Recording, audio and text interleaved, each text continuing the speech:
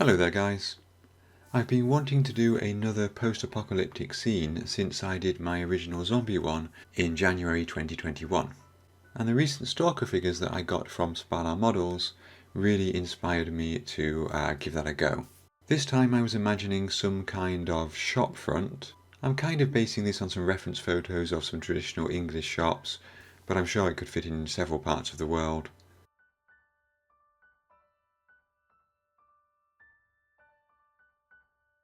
I'm thinking of a small independent store with a big glass window and a door kind of recessed set back from the street, with an apartment above it.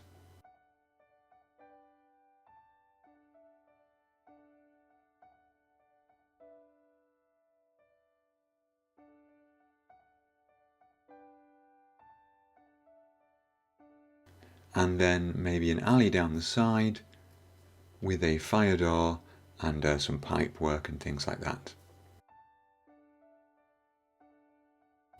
Originally I planned to do only the upstairs interior, with one of the windows open to allow the elements in, and that causing a lot of damage to all of the furniture and so on.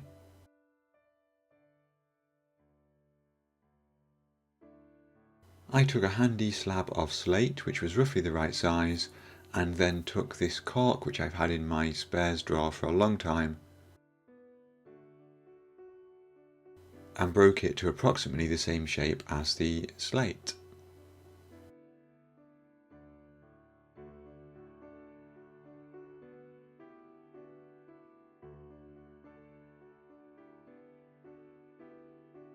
I've got some really nice XPS foam from Diodump that has very little texture on it. I used that for the main walls, while using some cheaper XPS foam to mock up some of the window elements. The plastic door you can see here is from an old mini art kit.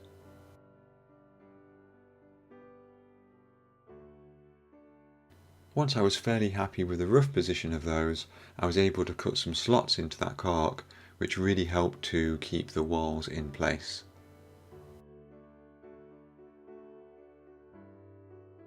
I wanted this to be an old red brick building, so I began the long process of carving individual bricks into the foam.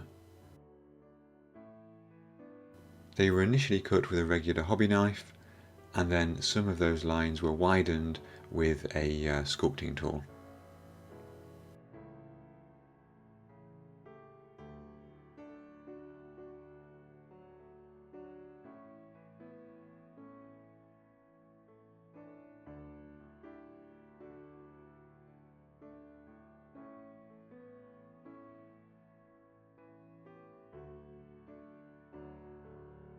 The first mistake I realised I'd made here was that I forgot to put a pavement, so another strip of cork was added to raise it above the main road area.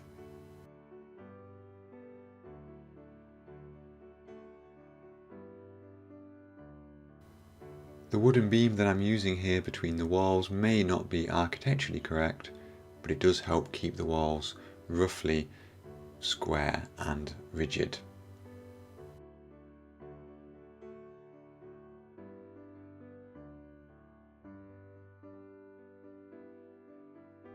It turns out that the actual size of my model wasn't big enough to support 3 windows from my sketch, so I went with 2.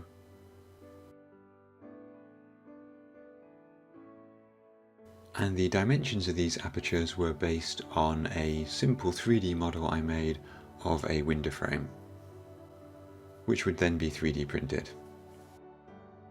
I like to use a mix of materials and techniques, so the fire door was simply some styrene, with some additional styrene strips for the frame.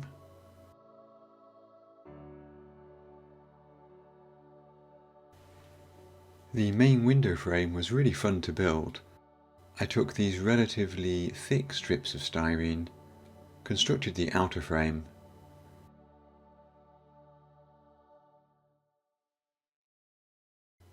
then the vertical parts, and then finally the horizontal slats.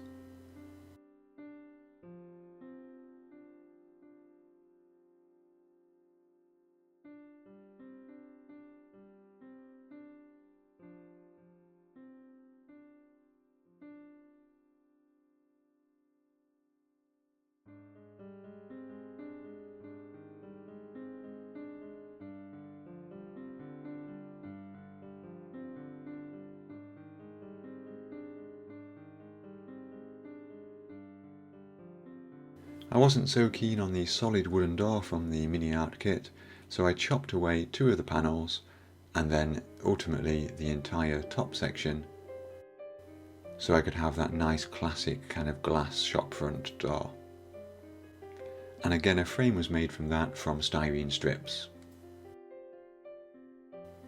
A couple of pieces of brass rod and an old mine from a US half-track was used as an electrical junction box.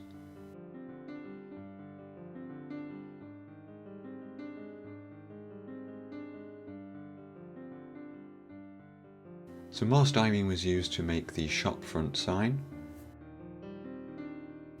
including a piece that's deliberately missing as if it's broken off.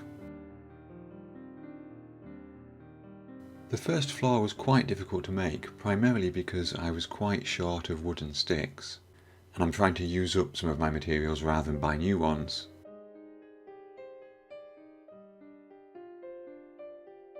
However, it was helped by the fact that many of them were naturally twisted and warped, and that's exactly what I'm looking for. I want the window on our right hand side, the left hand side if you look at the front of the shop, to be open with the elements coming in, and obviously that involves the rain and so on, rotting the floorboards, warping them, and making it a nice mouldy mess. And to be honest, that was really inspired from this scene here from the video game The Last of Us Part 2. There's definitely something a bit weird about me because I really do like abandoned buildings and sort of the post-apocalyptic environment, and these particular scenes from the game really just sort of resonated with me. I love the fact that the sort of the greenery is growing in the light there, and then as soon as you move away from the light, the further you move away, the more you get back to the sort of the actual building itself and how it was when humans were there. So this is roughly how the floorboards would go into place. They're just attached to some masking tape at the moment to make sure they all fit. In reality, I probably should have made the floor a bit deeper front to back. XPS foam is very absorbent, so I find it much easier to give it a thick coat of cheap acrylic paint first before trying to airbrush anything on top. So here I'm going all in with the black. I say thick, but I'm also trying to water it down a lot as well so that I can get it into all the recesses. You'll notice I've deliberately damaged some of the bricks here in the side, and I'm giving everything a coat of that paint. Then I moved on to airbrushing the pavement and the road outside a light grey colour, and you'll notice this looks a bit crap. The texture there on the cork just isn't right, or rather the cork is not the right material for this job. So with that in mind, I took a very thin layer of this concrete acrylic paste from AK and spread that over both.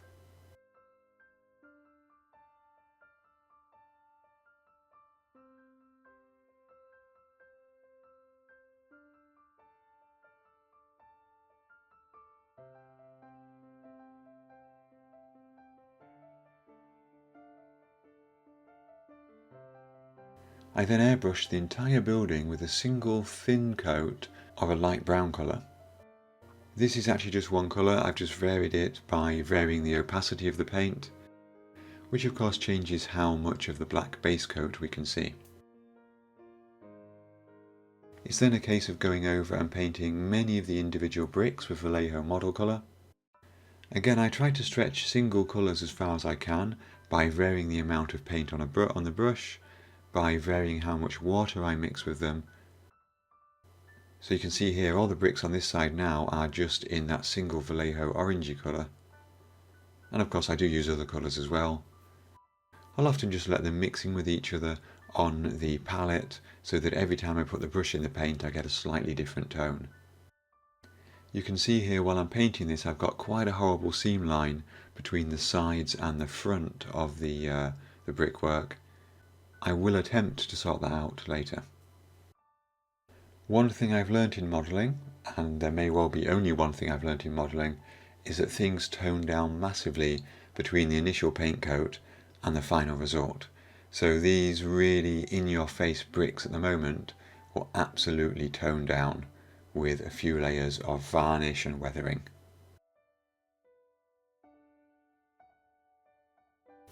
I took some of this styrene, which has a natural tile texture to it,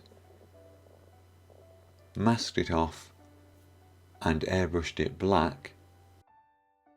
That of course only gives you half the pattern, and then you need to mask it off again with the alternate squares, airbrush again, and you finally get this checkerboard pattern. This will be the floor of the cafe on the ground floor. I used a brown base coat, some AK1 effects, and then a blue top coat, which can be chipped away with some water to weather both the main door and the window frame. Again, I could use hairspray for this, but I've got some of this in the drawer, and I'm trying to use up supplies, as I keep saying.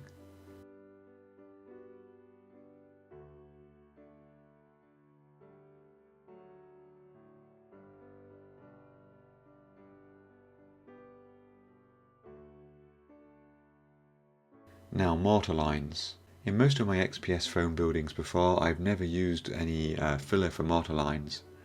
I did it for the first time in my SAS farmhouse diorama, and I really liked it. So I made some more polyfiller for this, whacked it on, spread it down,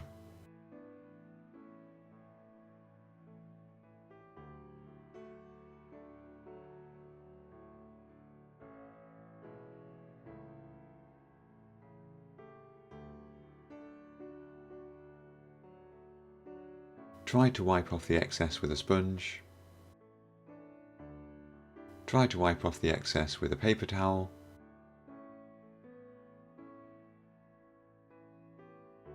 tried again to wipe the excess off with a dampened sponge, and started to think I'd ruined my model because it had a white cast over the entire thing. I really did keep trying to remove that white tint, and every time I did, once the brickwork dried again, the white was showing through. I'd be lying if I said I had a plan, but I did have an experiment. I had some of this dark brick red oil paint. I thinned it quite a lot and realised it looked a bit horrible, especially when you get it like that on the mortar and it turns the mortar blood red. So instead I took some more but didn't thin it quite as much, and I gave it quite a light coat over all of that brickwork. And of course that white residue of the grout is quite absorbent, so it absorbed that and changed the tone of the brickwork back. And I would call that a successful rescue.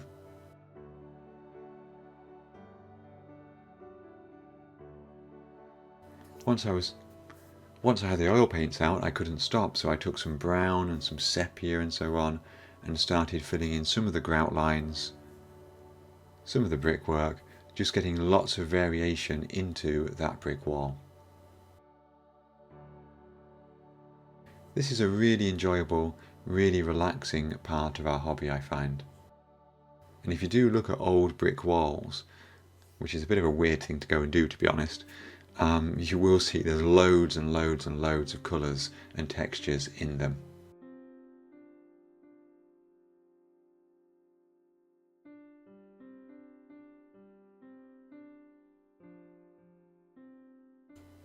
Once the upstairs floor was in place, it was much easier to stain that with some Vallejo brown, very, very heavily thinned, although for some reason I didn't film that. For the glass in the windows, I used some plastic from some old packaging. I also boarded up the front door using the small wooden planks.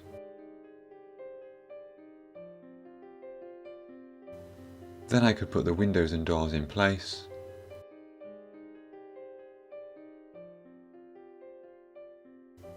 I added a home printed sign for the fire door and a home printed decal for the cafe sign. Tree cafe, not very original, I'll explain in my next video why I named it that way. And at that point I'm done for this video. We've got the basics of the shop built. It's obviously a little bit run down, but it's nowhere near as abandoned and overgrown as I would like.